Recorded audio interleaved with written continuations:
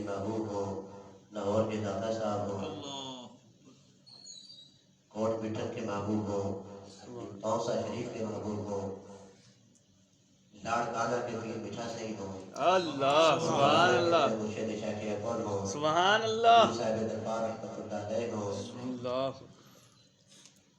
حضرت بہت زندگی ابودانی علیہ رحمہ ہو، حضرت شاہ رب عالم علیہ رحمہ ہو، پیر جماعت علی شاہ صاحب علیہ رحمہ ہو، گولڑا کے محبوب ہو، اور حضرت قبلہ سیدنا چاچا ولی سرکار علیہ رحمہ ہو. سبحان یہ اللہ اللہ پاک کی بڑی نعمتیں ہیں. وَكُونُوا مَعَ الصَّادِقِينَ، اور قرآن پاک میں فرما دیا گیا کہ سچوں کے ساتھ ہوگا، سچوں کے ساتھ لگ جاؤ.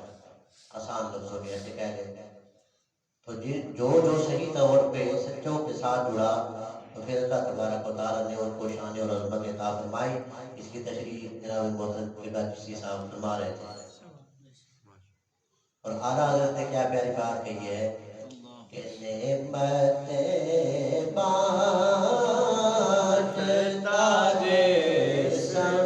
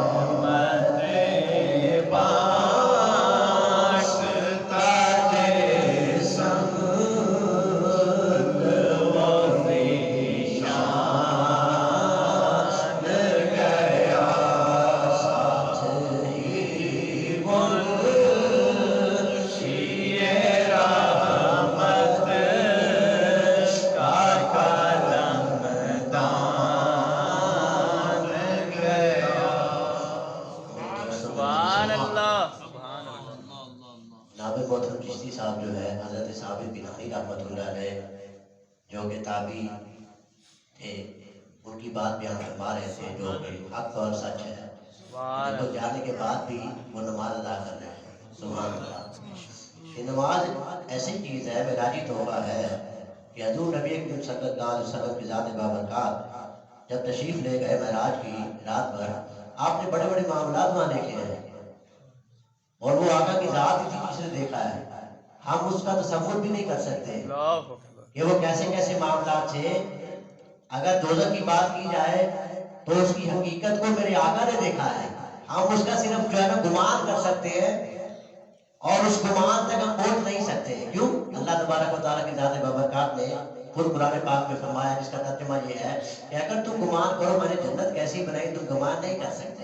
پھر دوزخ کے لیے کہا کہ دوزخ میں نے ایسی بنائی کہ تم گمان نہیں کر سکتے. یہاں بڑی ایک اہم بات یاد رکھیے، ہمیشہ فقیر یہ تلقین کرتا رہتا ہے کہ عقائد کا درست ہونا بہت ضروری ہے، عقیدہ صحیح ہونا بہت ضروری ہے. اگر عقیدہ درست نہیں ہوگا تو پھر 72 کے اندر ہم بھی جہنم میں جانے والوں میں بن جائیں گے. خود نبی پاک صلی اللہ علیہ وسلم نے فرمایا کہ امت کے 73 فرقے بنیں گے. یہود کے 71 تھے، نصارہ کے 72 اور میری امت کے 73 فرقے بنیں گے. اور وہ اہل ایمان کی بات ہوئی ہے، نہ کہ دوسرے فرقوں کی بات ہوئی ہے. اہل ایمان کے 73 فرقے بنیں گے.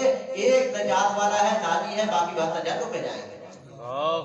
اب آپ بتائیے کہ حضور نبی پاک صلی اللہ علیہ وسلم کی ذات بابرکات جو کائنات کی جان اور ایمان ہے، موجود ہیں، اپنی حیاتی کے اندر موجود ہیں. آپ کے پیچھے نمازیں پڑھنے والے تھے، داڑیاں رکھنے والے تھے، پیچھے قبلہ سے پوچھیے پگڑیاں رکھی تھیں اور پھر میرے آقا نے رحمت للعالمین سے ایک وقت تو پھر تھا برداشت کیا. اس کے بعد ایک وقت وہ بھی آیا کہ میرے آقا نے فرمایا نکلتے ہو یا میں تمہارے نام لے کے نکالوں.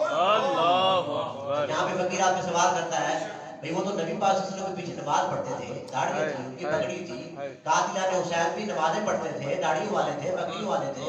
وہ کہاں گئے ان کی نمازیں، کہاں گئے ان کے حج، کہاں گئے ان کے روزے؟ تو پتہ یہ چل رہا ہے کہ عقائد کا درست ہونا بہت ضروری ہے. اگر سینے کے اندر خود خود ہے، عقیدہ درست نہیں ہے تو پھر سب کچھ رائے گا چلا جائے گا.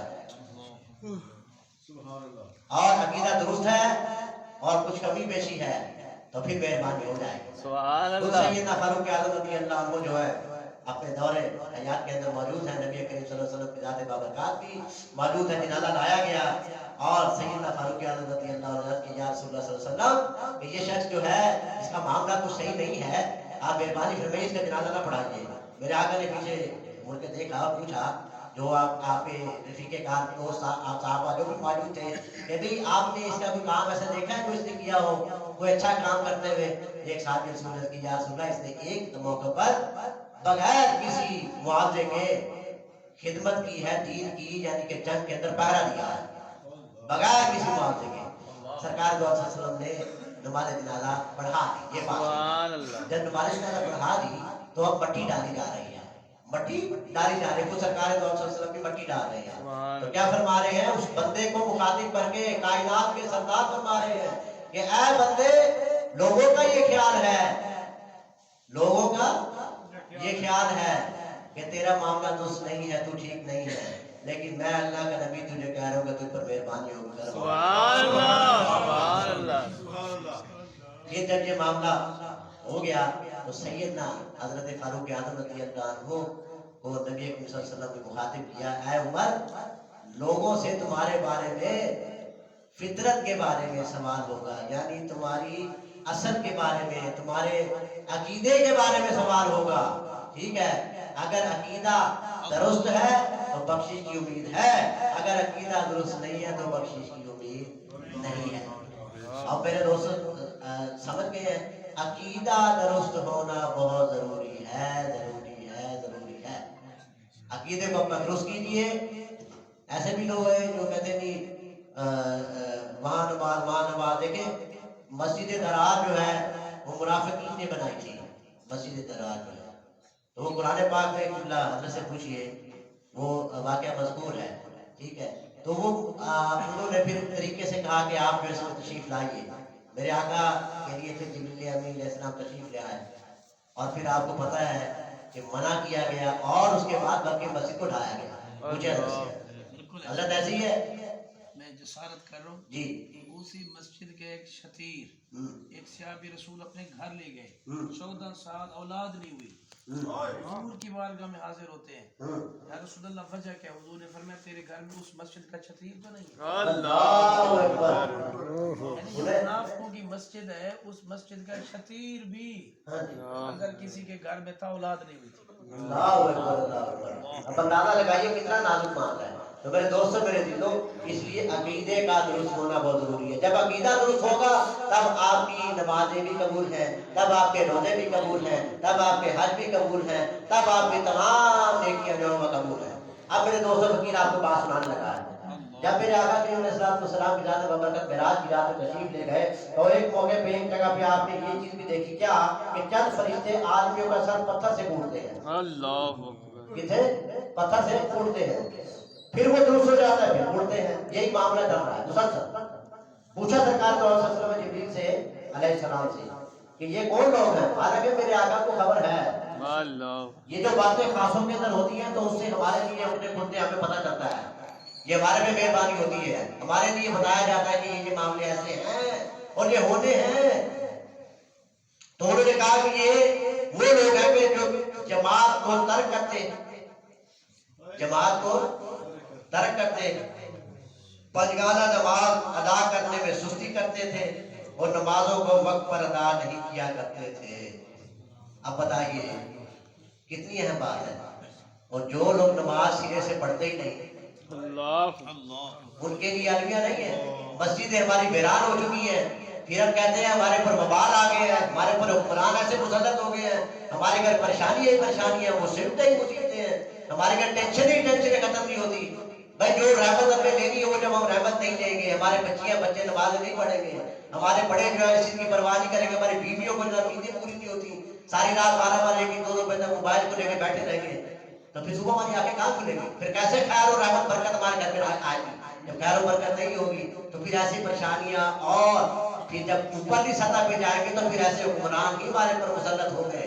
آج وقت ہے، میرے نبی پاک صلی اللہ علیہ وسلم نے فرمایا کہ دجال کے وقت میں اور کامیابی اگر لوگ چاہتے ہیں تو وہ مسجدوں کو آباد کریں، اور وہ کیسے آباد کریں کہ جمعے کی تعداد کے برابر میں جا کر فرمایا جب فجر کے اندر نمازی مسجدوں میں موجود ہوں گے تب جو ہے وہ مسلمانوں کا عروج ہوگا۔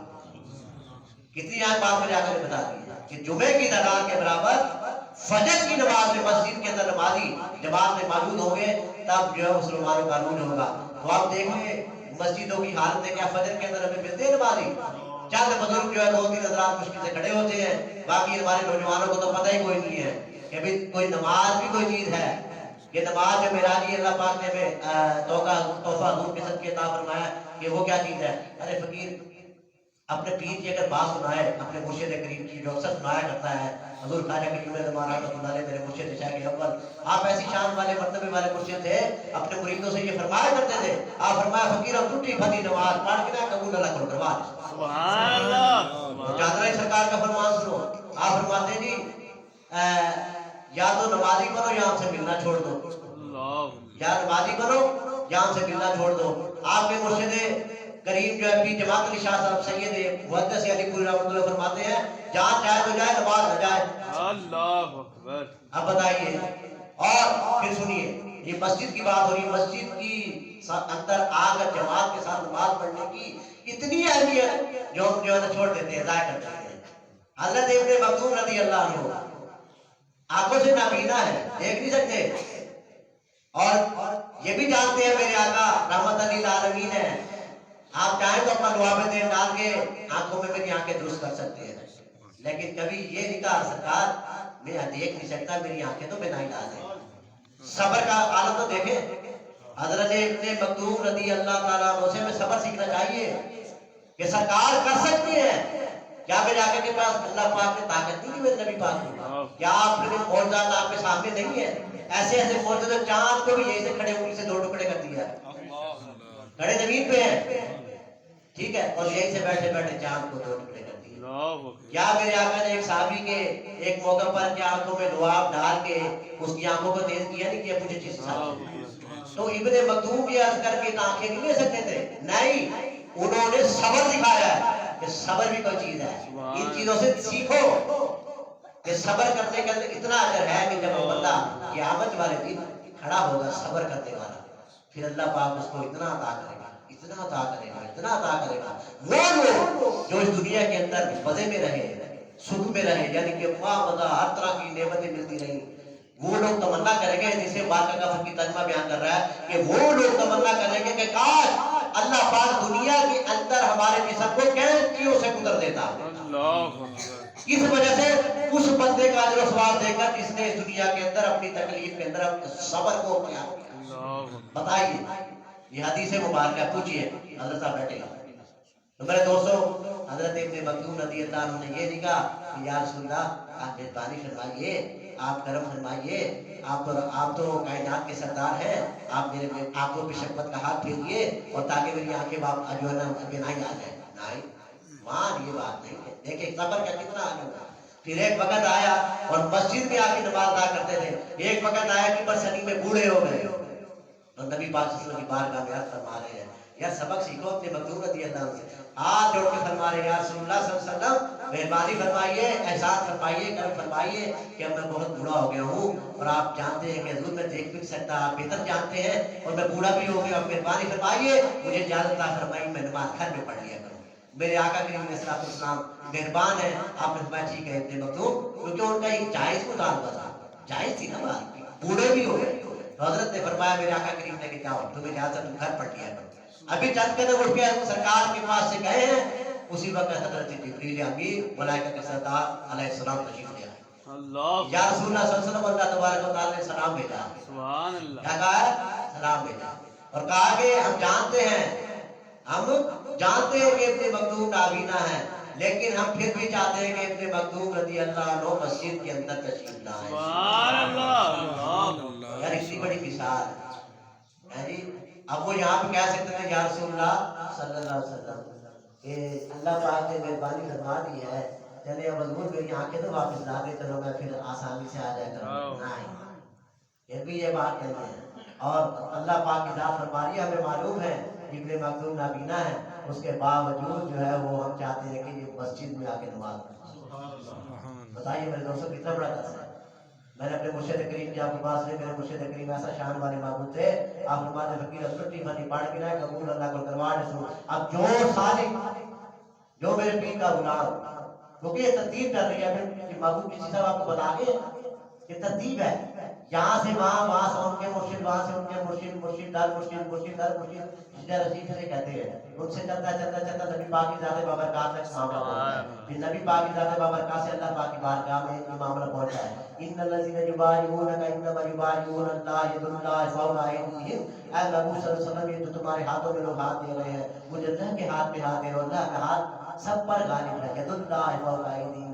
پھر میرے آقا کے صلی اللہ علیہ وسلم نے فرمایا مشکات شریف میں سند حدیث ہے کہ من مات ولیس بعونقہ بیعۃ مات بیعۃ الجاہلیہ، کہ جو اس حالت میں مرا کہ اس نے کسی سے بیعت نہ کی تھی وہ جہالت کی موت ہے۔ بتائیے دلیل ہے بیعت کے اوپر۔ تو میرے دوستوں جب بندہ کسی کے ساتھ جڑتا ہے، کسی کی چھتری کو دیتا ہے، کہتے ہیں نہیں وہ اکثر آپ نے دیکھا ہوگا ماں کی چھتری، ماں کی چھتری تھلے ہے جی ایسی ہے جی، کہتے سنا ہے نا آپ نے لوگوں کو سنا ہوگا۔ تو جب مرشد کی چھتری کے نیچے آئے گا تو پھر اس کو نماز بھی صحیح ملے گی، پھر اس کو سنت کا حیا بھی ملے گا، پھر اس کو پردے کا اہتمام کرنے کا موقع بھی ملے گا، اس کو دین پر چلنا اس کا آسان ہوگا، شیطان کی راہ ملنے سے اس کو جو ہے نا خلاصی ہوگی، شیطان اس کے نزدیک نہیں آئے گا۔ یہ کس سے ملتا ہے؟ مرشد کے ساتھ یا اللہ والے کے ساتھ یا بقول مع الصادقین، سچوں کے ساتھ جڑنے کے ساتھ یہ چیزیں ملا کرتی ہیں۔ میرے مرشد کریم رحمۃ اللہ علیہ صاحب دربار کا اتنا اشتہا اپنے شہر سے کہ قانونی ٹیکسٹائل مل سے سائیکل پر، ہم اس سے چھوٹے ہوتے تھے، پیچھے بیٹھ کر اسٹینڈ پہ پیچھے والا جو کیریئر ہوتا ہے اس پہ بیٹھ کے پل پرانا ہر ہفتے میں 2 سے 3 چکر ہوتے تھے، ہر ہفتے 2 سے 3 اپنے پیر کے پاس چکر ہوتے تھے اور کبھی اس سے زیادہ بھی ہو جایا کرتے تھے۔ کہاں مل پھاٹک اور کہاں پل بھرانا دیکھیں کتنے کلومیٹر بنتے ہیں۔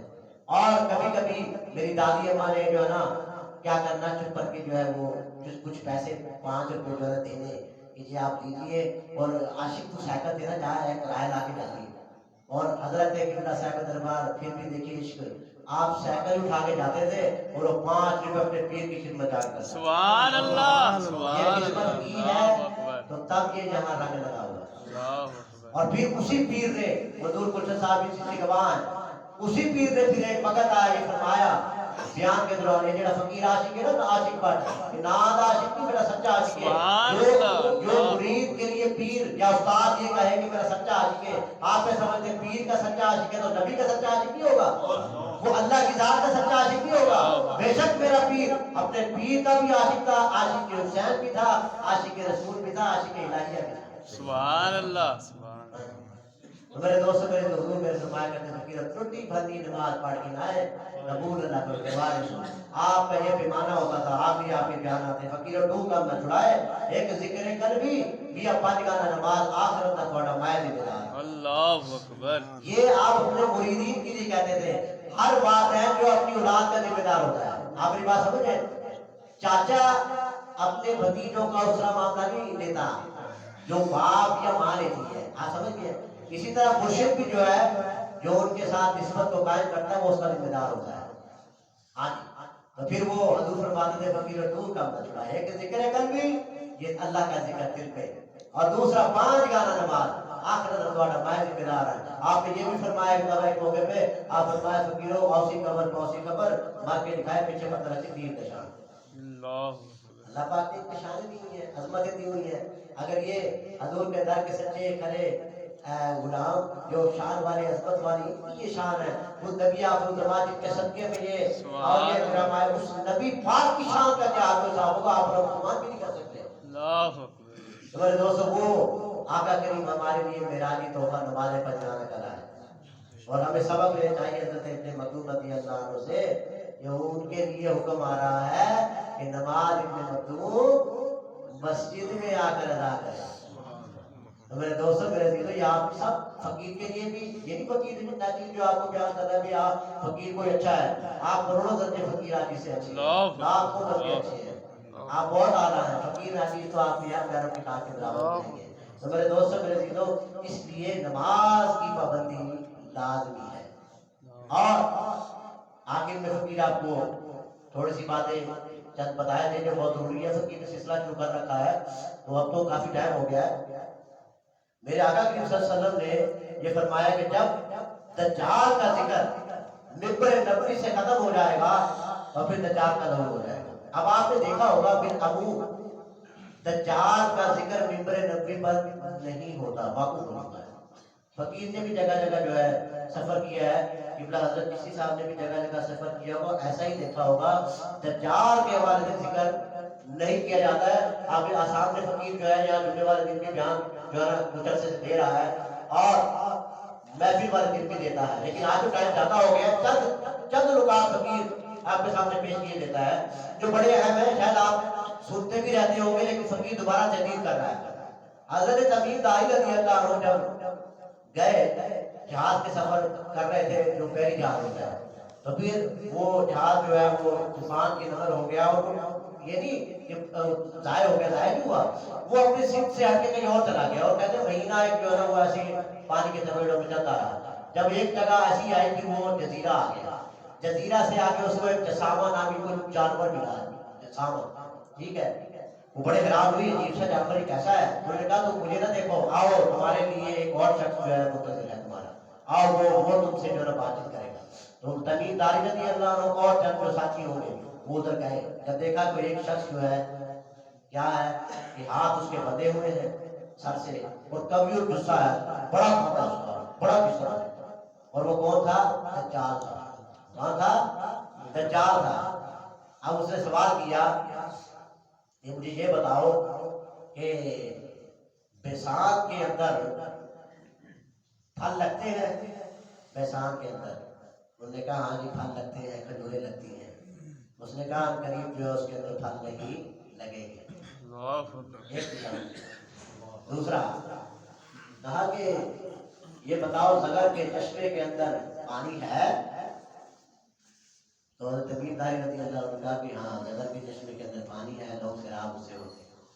ان قریب اس میں پانی نہیں ہوگا. پھر تیسرا اس نے سوال کیا دجال نے کہ بحیرہ تبریہ کے اندر پانی ہے، وہ جھیل ہے. جو آج کل جو ناجائز اولاد پیدا ہوئی ہوئی نا، آپ سمجھ رہے ہوں گے ہماری دنیا کے اندر ایک ناجائز اولاد پیدا ہوئی ہوئی ہے یہودیوں کو جو پیدا کرتا، ٹھیک ہے، وہ سارا انہوں نے اس کو اوپر کنٹرول کر لیا ہے. تو اس نے یہ سوال کیا کہ بحیرہ طبریہ کے اندر پانی ہے؟ زمینداری رضی اللہ عنہ نے کہا ہاں پانی اس کے اندر وافر ہے، ان قریب اس کے اندر پانی نہیں ہوگا. اللہ اب صورتحال جو ہے ویسے ہی قریب ہو چکی ہے. اللہ اکبر بسان کے اندر جو ہے باغات کی حالت ابتر ہو چکی ہے، نہ ہونے کے برابر جو ہے معاملہ رہ گیا ہے.